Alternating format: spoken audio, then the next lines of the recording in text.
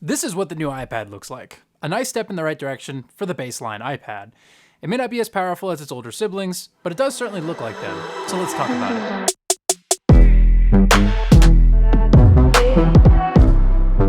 What is up, guys? My name is Tyler, and today I've got the 10th generation iPad, a needed facelift from last year's iPad that adopts a familiar face we've all come to associate with iPad. Honestly, it was only a matter of time until Apple made the switch, but now that it's here, does that actually make the entry-level iPad a solid choice? Now, given today is launch day, I obviously can't say much more than what I've noticed right after unboxing it, so if you want to see a full review, make sure to subscribe to be notified when it goes live.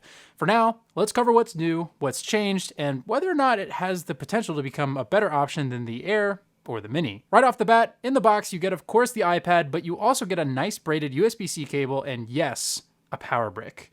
The new iPad comes in a few bright colors: pink, blue, and yellow?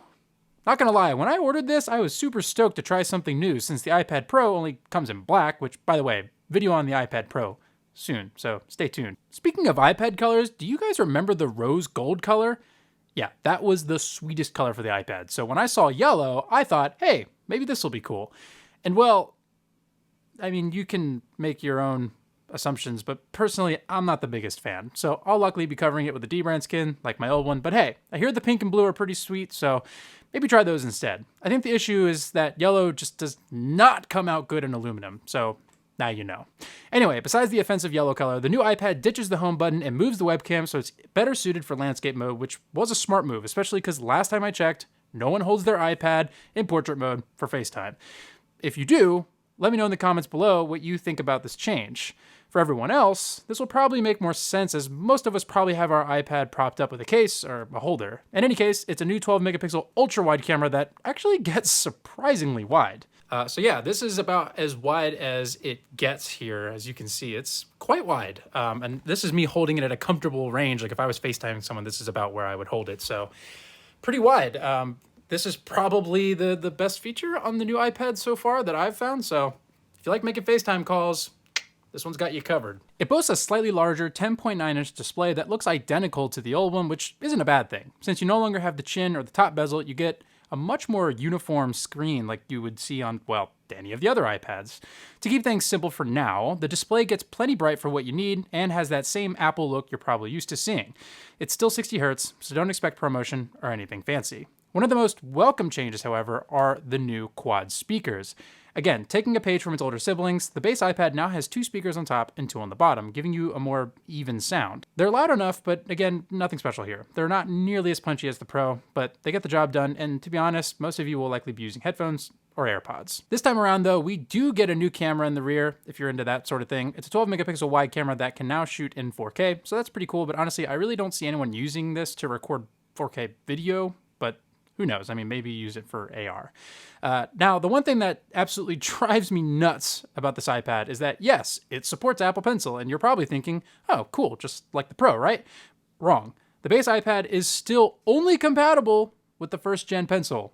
Even worse is that since this new iPad also moves over to USB-C, you can't even charge the Pencil in a convenient way without using a cable and a dongle. A dongle that does not come in the box. Yikes.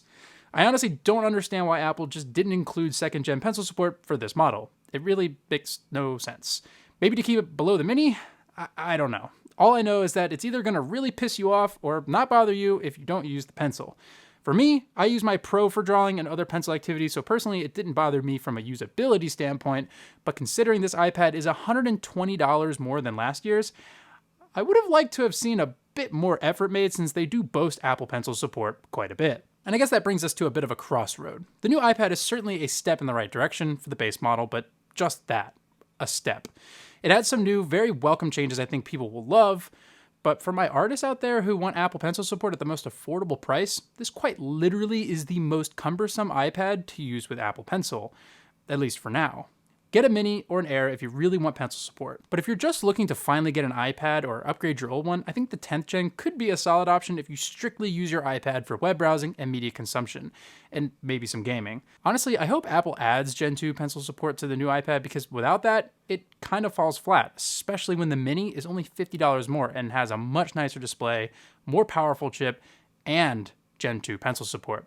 But that's going to be it for now. If you enjoyed this video, make sure to hit the like button. And as always, subscribe to see more content like this, including the full review of the new iPad, as well as follow me on Twitter, Twitch, and Instagram to stay up to date on all things 24 Concept. Until then, see you in the next one. Peace.